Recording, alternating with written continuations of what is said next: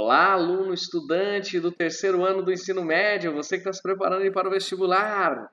Temos aqui um tema hoje muito importante, que é o tema solos, da aula 12, da nossa Geografia 1, da apostila 3. Gravou tudo isso? Só isso já é difícil, né? Pessoal, falando sério agora, esse tema de solos aqui, decorar lá os tipos de solo, não é muito importante, tá? Eu vou falar para vocês os solos que são muito importantes. Nós temos aqui alguns exemplos, ó. Podzóis, lateritos, praires, chernozions, cierozions, solanchax.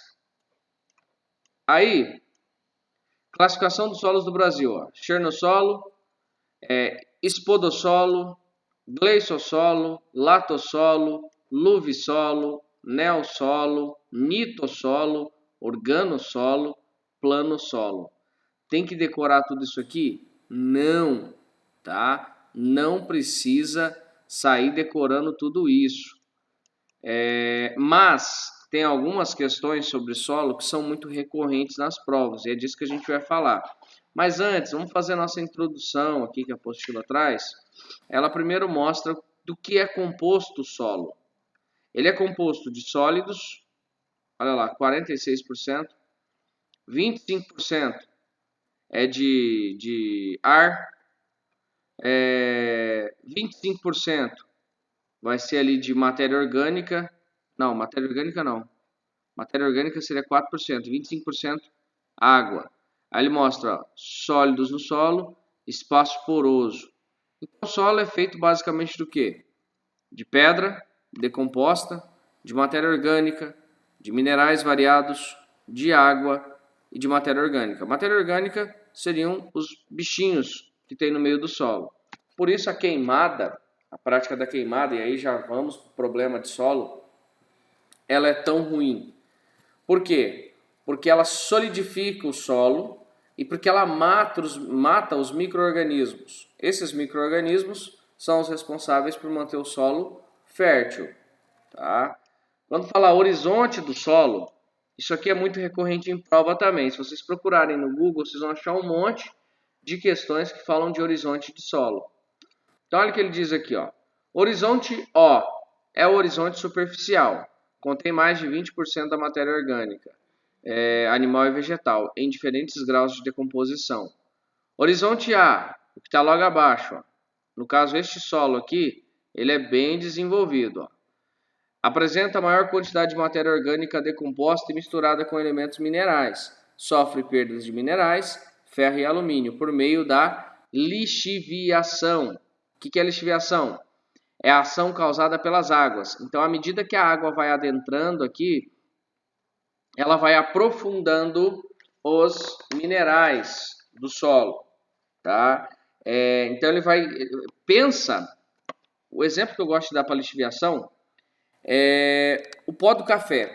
Você coloca o pó do café dentro do coador, e aí você despeja água, o pó ele fica retido no coador, mas não todo o pó. Porque, na verdade, o café é uma mistura de água com pó, com parte sólida. Tanto é que se você colocar um café numa xícara, sobrou aquele restinho ali, você perceba que no final, depois que evaporar tudo, fica ali uma borrinha de café no fundo.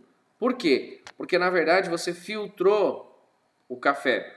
Você pegou a parte sólida mais fininha e deixou ela descer. No solo acontece a mesma coisa. Vem a chuva, então esses minerais mais leves, mais fininhos, menorzinhos, eles vão descendo, eles vão se aprofundando no solo.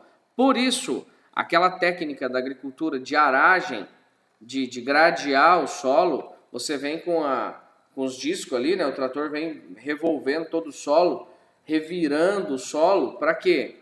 Para a matéria orgânica de baixo vir para cima, né? Misturar os minerais do solo, então o solo vai ficar misturadinho e vai ficar mais fofinho. Ou seja, quando vier o período da chuva, quando chover, a água vai infiltrar mais no solo e ela vai alimentar as partes mais profundas do solo. A água é fundamental. E vai outra dica aqui sobre essas questões. Quando eu penso em problema ambiental de solo, em desenvolvimento de solo, eu vou pensar diretamente em água. Por quê? Porque excesso de chuva pode causar problema no solo, excesso de irrigação causa problema no solo, tanto a salinização do solo quanto esse processo de lixiviação que a nossa apostila traz. Então, quando eu olho para uma região, por exemplo, semiárida, eu digo que o solo do semiárido é muito ou pouco desenvolvido? O que vocês acham no terceiro ano? É pouco desenvolvido. E um solo de uma região montanhosa? O solo do Himalaia, acima dos 6.000 metros? Pouco também. Tem que ser forte? Não, Brenda.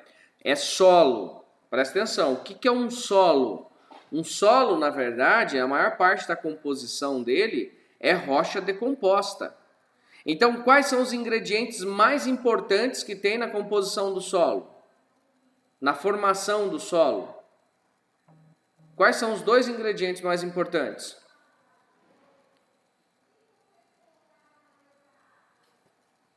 Vamos lá, terceirão. Isso a gente já viu lá no primeiro ano do ensino médio. Quais são os dois elementos mais importantes na composição do solo? Água e calor. Água e sol. Então, quais regiões do planeta têm os solos mais desenvolvidos no sentido de composição, de profundidade? Eu não estou falando de fertilidade. Nem todo solo tem alta taxa de fertilidade. Isso aí, Leila. A região tropical é aquela que apresenta os solos mais desenvolvidos. Por quê? Porque tem calor, está na zona tropical, portanto a latitude é baixa, portanto há insolação durante todo o ano e porque é muito úmido. Então, logo vai ser um solo desenvolvido. Agora, é lógico que se eu olhar, por exemplo, para o deserto do Saara, ele fica na região intertropical, boa parte dele. Então ele vai ter um solo desenvolvido? Não. Né? Por quê? Porque faltou água, falta umidade. Mas de um modo geral, aonde nós vamos ter mais solo bem desenvolvido, quando eu digo bem desenvolvido, eu estou falando aqui desses horizontes, olha só. Horizonte O, que é o superficial, o A, olha o B. Bastante atemperizada. O que é atemperizada? Que não foi intemperizada, ou seja, que não sofreu os intempéries, as ações do tempo atmosférico, pouco afetada pela erosão natural e pela ação do ser humano, pouca matéria orgânica, muita matéria mineral e cor geralmente vermelha ou amarela, recebe materiais lixiviados do horizonte A. O que é material lixiviado? As partículas mais finas do solo, do horizonte A, vêm para o chamado subsolo ou para o horizonte B. Horizonte C, chamado de regolito, material decomposto proveniente da rocha matriz. Regolito, o que é isso? Vamos pegar aqui uma imagem, ó. Solo antártico. Pegar aqui imagens. Dá uma olhada nesse solo. Cadê o solo, né? Olha isso aqui. Essa é bem o que eu queria mostrar para vocês. Isso seria a ideia de regolito. Olha este solo. Você está vendo que ele não tem horizontes? Ele tem dois horizontes só. Ele tem o que seria, ó, nós vimos aqui na apostila, a rocha fragmentada e a rocha matriz inalterada. Então ele só teria horizonte C e horizonte R. O solo da Antártida, ele não é desenvolvido. Por quê? Ah, tem umidade, professor, tem bastante água, só que não tem calor. Então não há decomposição do solo, não há matéria orgânica. Afinal de contas, são pouquíssimos os organismos que conseguem viver em uma região dessa. Basta a gente olhar para a fauna e flora, né? De um modo geral. Muito pouco animal consegue sobreviver nessas condições. Então este solo aqui, ele não é muito desenvolvido, ok? Tranquilo até aqui?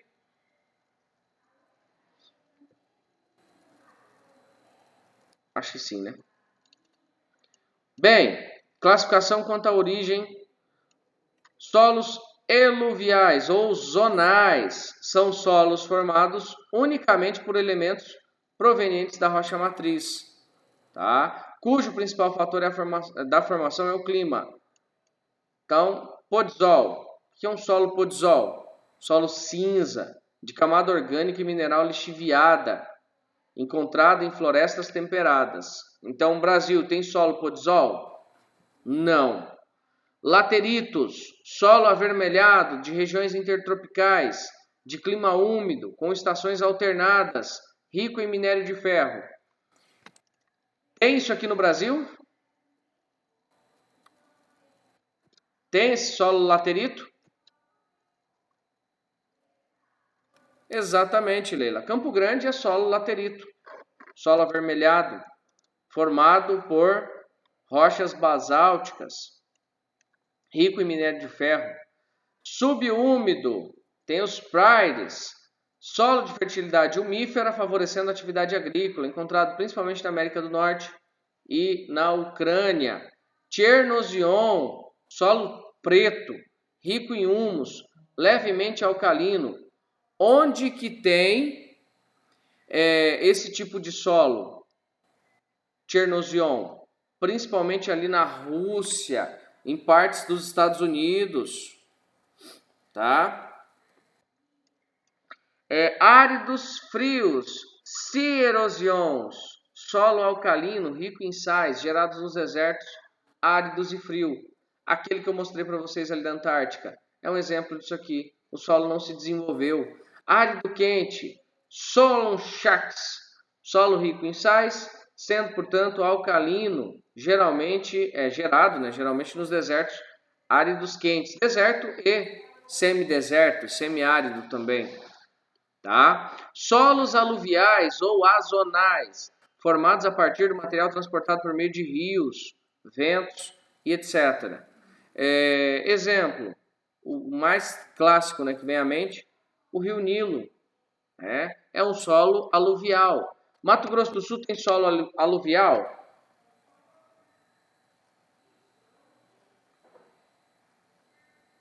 Mato Grosso do Sul tem solo aluvial, pessoal?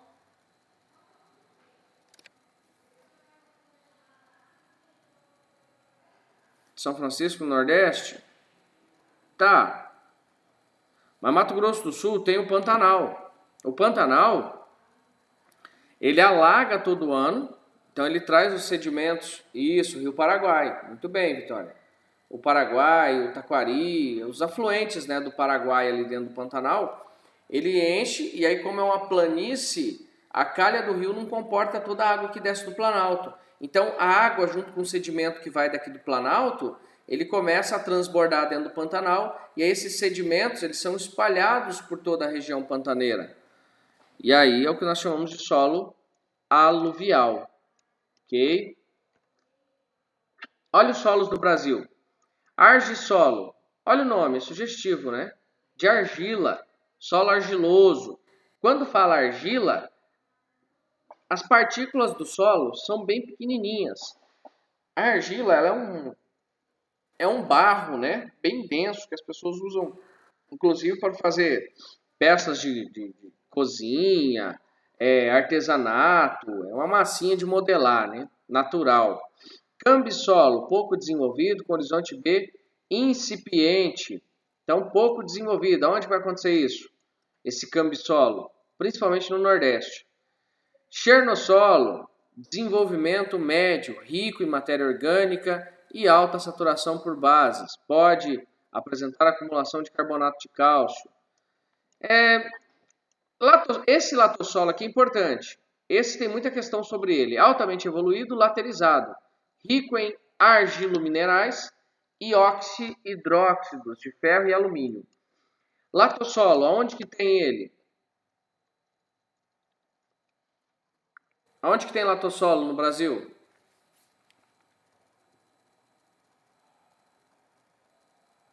Rio Vermelho, Mato Grosso?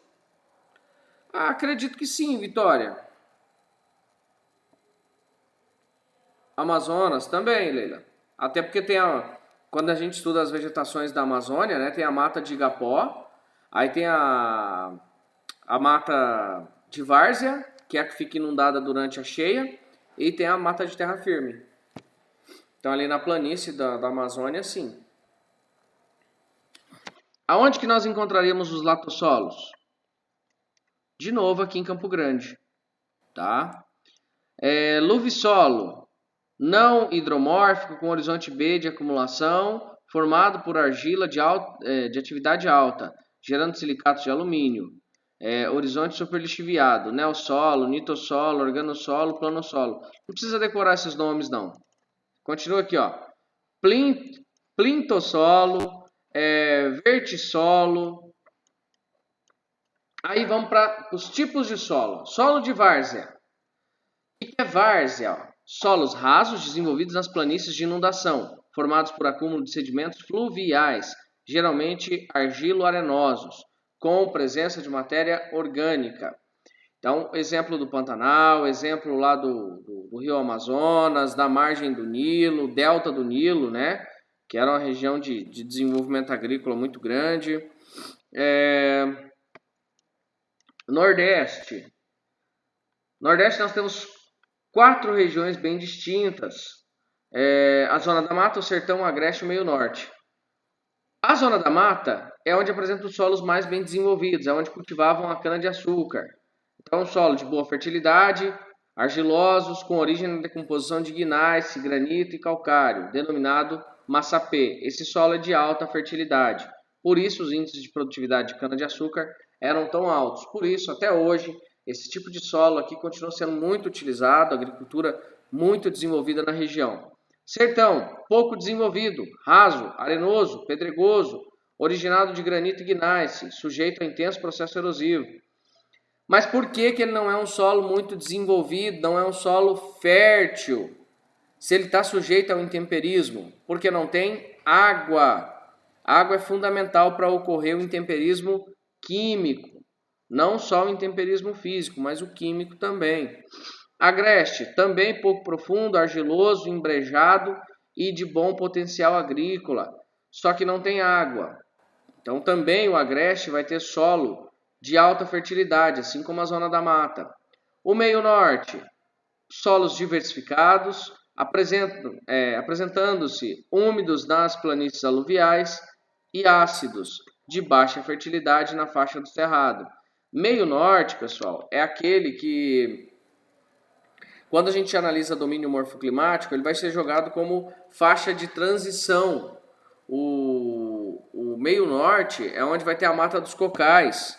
Tá? Então ali é uma mistura, é uma transição. O próprio Aziz Absaber, para ele compor o domínio morfoclimático, ele vai levar em consideração também as características do solo, ok? Diamantina também.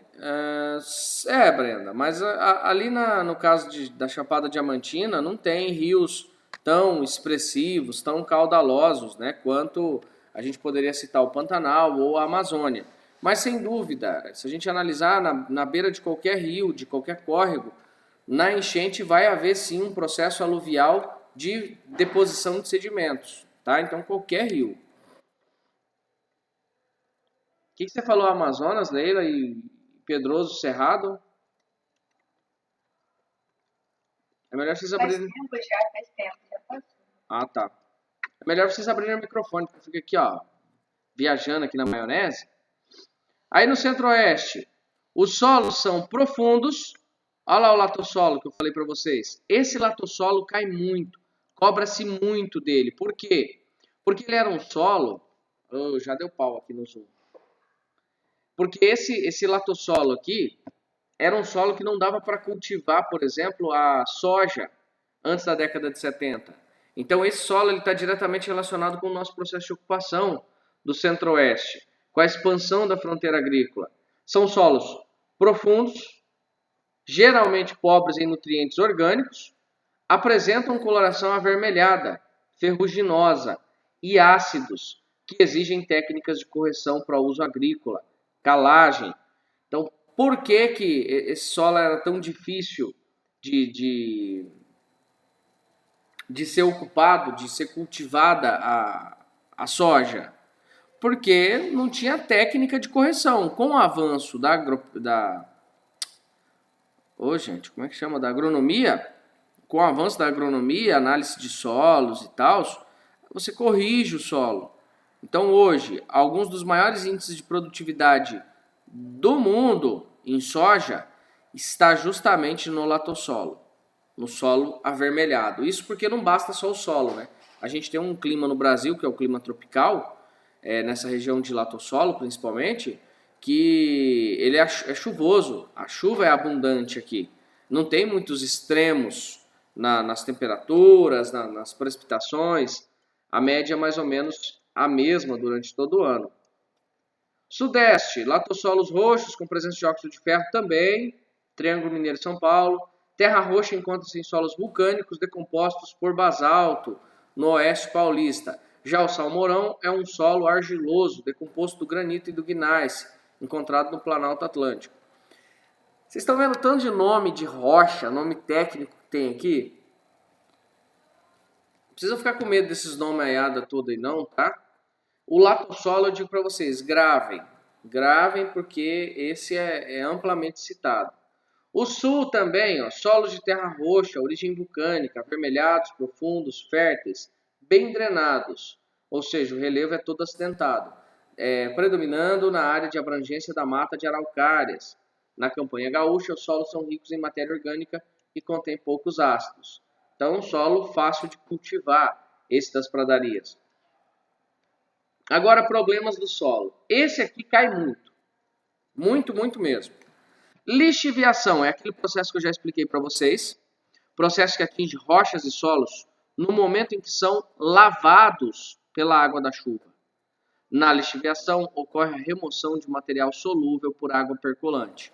Então, à medida que a água vai infiltrando no solo, ela vai arrastando as partículas menores, menos espessas, para o fundo do solo. Então, vai lixiviando. Laterização. Os alunos confundem muito lixiviação com laterização. Esse aqui está relacionado ao ferro e alumina.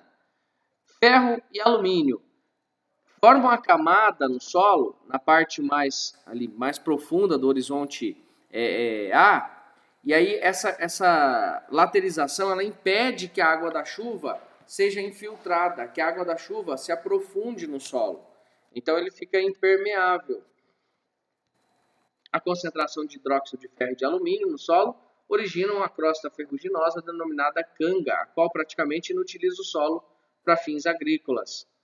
Então, assim, por que lateriza o solo? O uso intensivo do solo, sem manejo adequado, sem a utilização de técnicas modernas. Então, você simplesmente vai lá e planta, todo ano está plantando, chega uma hora que o solo esgota. Por isso, o desenvolvimento das tecnologias é fundamental para a correção desses solos. Por isso, o agronegócio tem tanto investimento, né? Hoje há uma corrida imensa para se desenvolver novas soluções, para aumentar a produtividade, aumentar a produção alimentar, ainda mais em tempos de pandemia, né? Erosão, o terceiro tipo de problema ambiental aqui do solo. Erosão é simplesmente carregar os sedimentos desse solo. Aí nós dizemos que tem ravina, quando a erosão ainda é superficial, é ravina, e quando a erosão é profunda, nós chamamos de vossoroca. Ravina superficial, vossoroca profunda, ok? Existem diversas técnicas agrícolas que podem ser empregadas no combate à erosão e ao esgotamento do solo. Então, esses problemas aqui, lixiviação, laterização e erosão, podem ser resolvidos com terraceamento e curvas de nível. O que é isso? Vamos ver aqui, ó. Curvas de nível no solo. Vocês já devem ter visto isso aqui na beira de estrada. Olha isso. Já viu? Olha isso. Olha isso. Olha o trator, ó. Olha o que ele faz. Olha essa lavoura aqui. Muito, Leila. Muito mesmo. Verdade. Agora, ó. Para que faz isso? Pergunto a vocês. Para que fazer isso no solo? Não sei, Vitória. Não sei quem que desenvolveu curva de nível.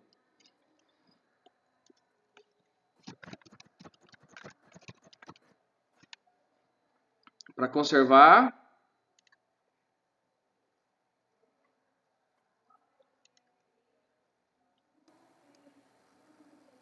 Vamos ver? Será que fala?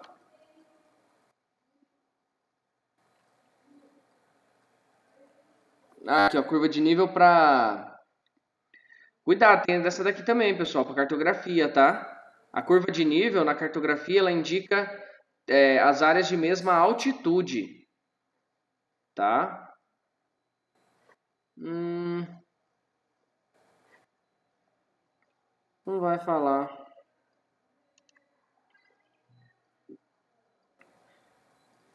Mas deve ser coisa dos pastel de flango lá mesmo, né?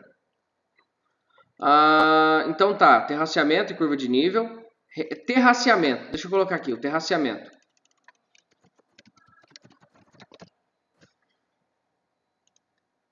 Olha esse. O terraceamento, ele difere da curva de nível convencional porque o grau de declive aqui é muito maior, tá? Então, ó, é mais o tamanho dessas curvas de nível são maiores, então o declive é muito maior, é mais inclinado. Reflorestamento, emprego de adubos e de fertilizantes, rotação de culturas, ou seja, trocar, né? Tá plantando soja, aí planta milho, aí planta algodão, vai trocando as culturas, porque dependendo do tipo de planta que você está cultivando, ela pode fixar alguns nutrientes a mais no solo. Rotação de terra, deixar a terra descansar, né? Fazer o pousio, técnica antiga que se utilizava, deixa o solo descansar, a natureza se recompor. Sistema de sombreamento, então cultivar embaixo do solo. Sistema de palhagem, hoje nas lavouras isso já é feito de forma natural, né? As máquinas já vêm fazendo esse trabalho. Quer ver, ó? Colheita de cana de açúcar. Vídeo.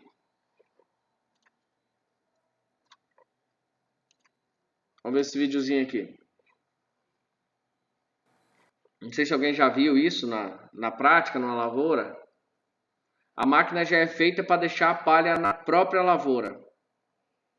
Só deixa a internet carregar aqui para nós, porque tá meio lerdinha. Falando a respeito do setor de cana-de-açúcar, a usina canavieira. Eu planto a cana e forneço da usina de... Não, senhorzinho, nós queremos ver só sua máquina cortando a cana, tio. A remuneração é por conta do teor de açúcar que tem. E esse teor de açúcar é medido através... maledito. Vamos ver esse daqui. Esse aqui parece estar mais melhor.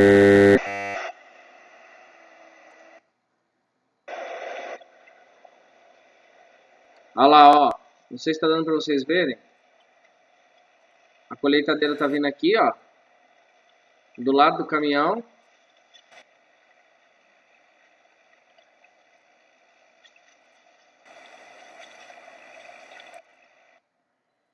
Vou ver esse outro aqui. Poxa, eu só queria ver a palhinha sendo jogada fora, gente.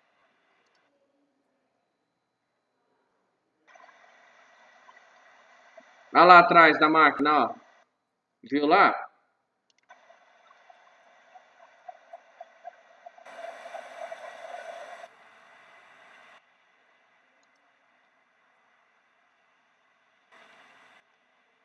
Olha lá, ó, jogando a palha tudo lá atrás, estão vendo?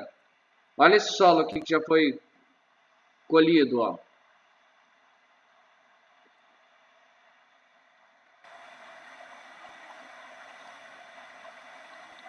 Olha lá, a palha já vai ficando tudo, eles levam para usina só a parte boa mesmo, só a parte sólida da cana.